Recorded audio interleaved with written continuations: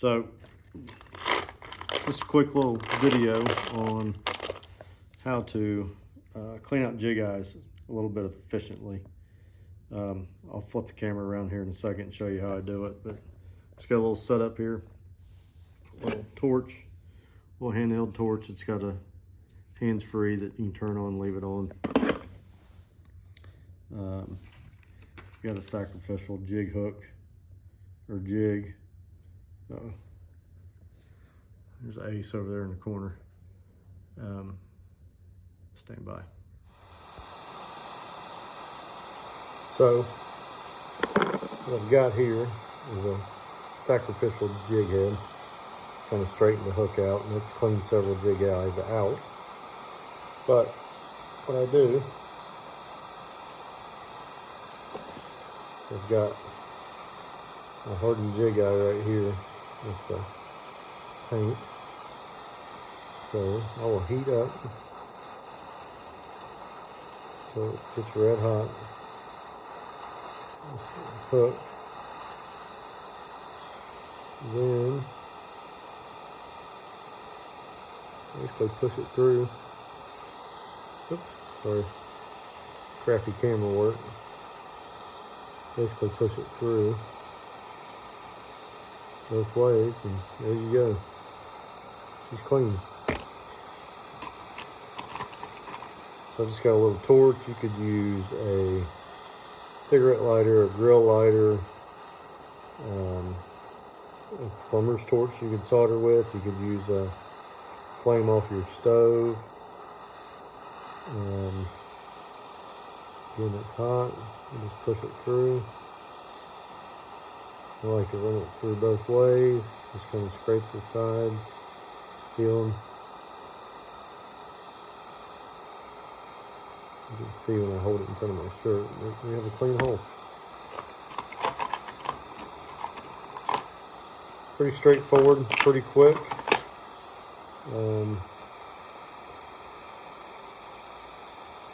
See, that hole's not too bad. Some of them are really bad. I'll show you in a second. I bought a jig eye buster off Amazon.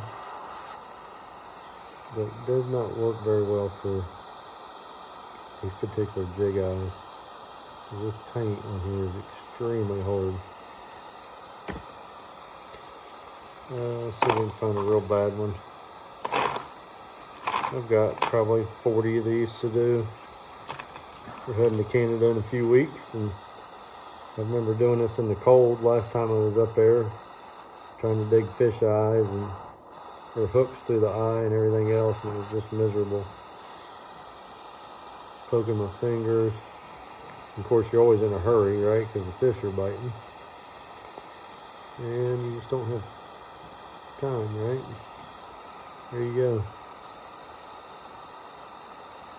Yeah, got a hole in there. If you don't like it, you can always clean it a little bit more. It really just needs to be big enough for your line to pass through. Make sure there's no sharp burrs. So, still got several more to go. I'm just going to show you. So this is the tool. Bought off Amazon. You can see it's already bent because I tried to clean one or two out with it. Now it was a 2-pack. That one's shot, but I'll keep it because you can tie nail knots. And it's a kind of a backup clipper on it. But you can see the eye is completely closed. Got a pretty good tool right here. Run that in there. And just holding it and trying to do it. And so what's happened is you can eventually work it through there, but it's a pain in the rear end. Even though you may be able to see it's not even through yet.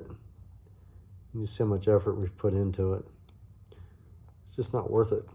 I wouldn't, just a bad tool. If you had a regular painted eye that you were just trying to open up, yeah, but I think these are powder coated.